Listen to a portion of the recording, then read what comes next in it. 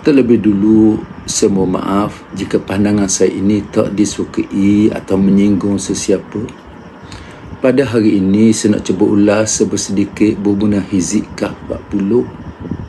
Saya dapati ilmu ini cukup tersebar luas dalam media sosial. Ini sekadar pandangan saya berdasar sedikit ilmu agama yang saya miliki, dan pandangan saya ini tak mesti benar.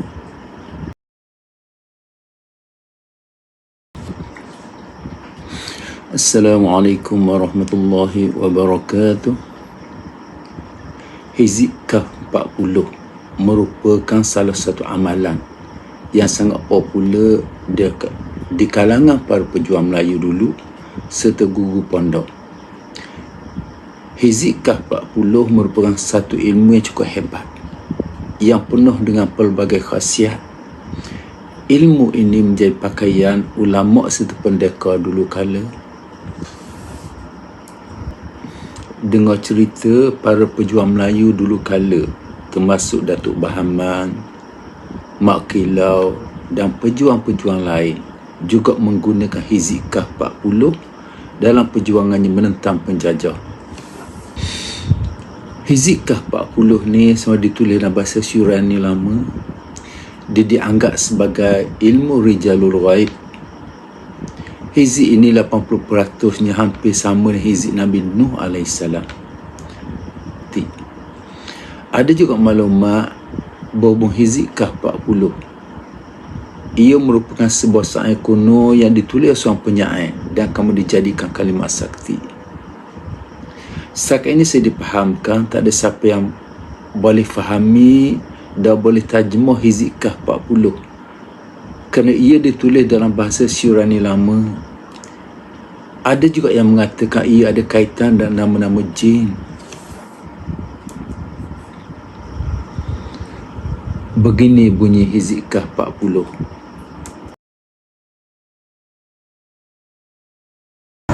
Kafaka rabbuka kam yakfika waqifatun kifka fi kifka fuha kaki mainin kana min kalkan kakirru karran kakarri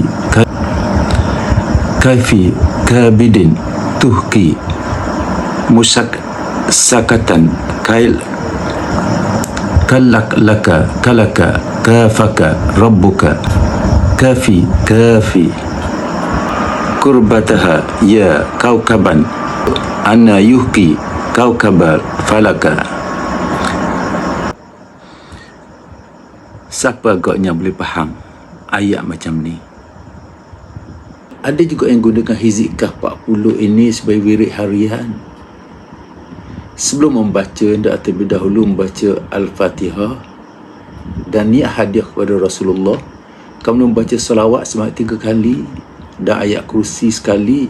Kemudian barulah baca Kahf 40 sebanyak 3 kali.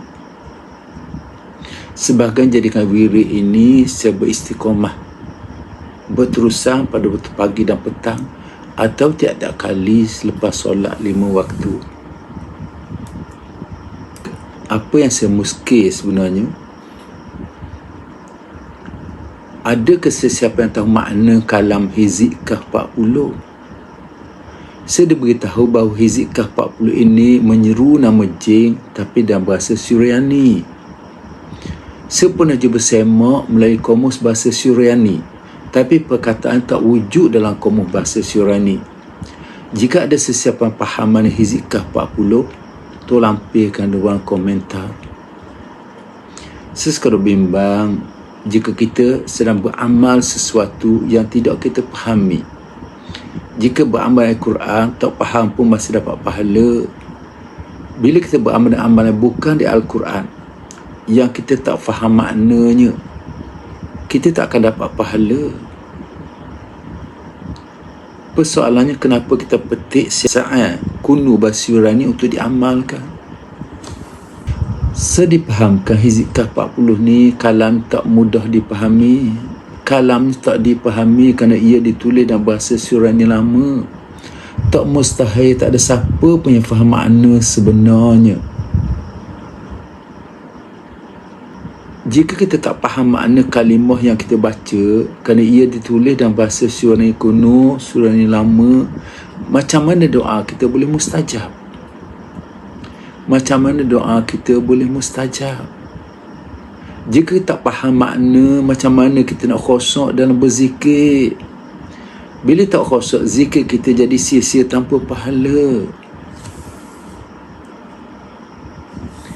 Tapi kenapa kita teruskan amal hizikah 40 walau tak faham apa-apa?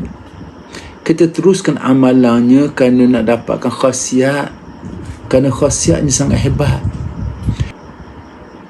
Dikatakan terdapat lebih dari 40 khasiat dari amalan hizikah 40. Kita beramal kerana nakkan khasiat dari amalan, bukan kerana Allah.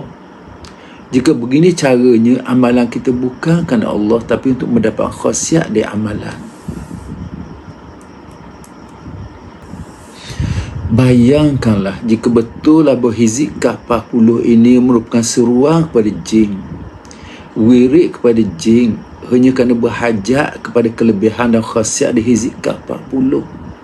Zikir lain kita abaikan kerana tak ada kelebihan dan khasiat. Apakah wirid kita tu kerana Allah atau kerana berhajat pada sesuatu kelebihan dunia? Wallahu a'lam. Jika kita melakukan amalan hizikah 40 mengikut peraturan ditetapkan, maka pada malam terakhirnya pengamal akan dihadiri oleh khodam ayat. Seterusnya pelbagai mimpi dan firasat akan disampaikan oleh khodam ayat kepada kita, insya-Allah. Ada yang kata khodam ayat tersebut terdiri dari 40 orang malaikat yang akan jaga dan lindung kita. Persoalan yang timbul, betulkah malaikat yang datang? Bagaimana jika yang datang itu ada jin? Ada pula jawab, itu mungkin jin Islam. Mana kita tahu yang datang itu jin Islam? Bagaimana jika yang datang berdamping dengan kita itu bukan jin kafir atau syaitan? Kita sebenarnya tak boleh nak pastikan bahawa makhluk di alam gaib. Kita jangka yang datang adalah wali Allah, padahal ia adalah jin kafir yang menyamar sebagai wali Allah. Jadi berhati-hatilah dalam berhubung dengan makhluk gaib. Bayangkan jika amalan kita di hizikah 40 selama ini sebenarnya memuja jin kafir. Kerana kita tak pernah tahu apa yang kita seru, apa yang kita ucap, apa yang kita baca. Tanpa kita sedar, selama ini yang bantu kita ada jin kafir yang berusaha untuk menyesatkan kita. Setidak amalan ini berkhodam. Bila kita meninggal nanti, ia akan jadi saka keturunan yang akan menyusahkan ahli keluarga kita. Oleh kerana itu, senihat supaya jauhilah amalan seumpama ini. Amalan untuk dapatkan segala kelebihan dan kehebatan dunia. Yang paling sebimbang, jika amalan ini membawa kita kepada syirik kepada Allah SWT. Kita ada Allah jadi tempat kita bergantung. Kenapa kita nak bergantung pada hizikah 40? Allah berjanji akan perkenankan segala doa kita. Maka berdoalah dan memohon perlindungan dan keselamatan kepada Allah SWT. Sekianlah, wabillahi taufiq wal hidayah. Wassalamualaikum warahmatullahi wabarakatuh.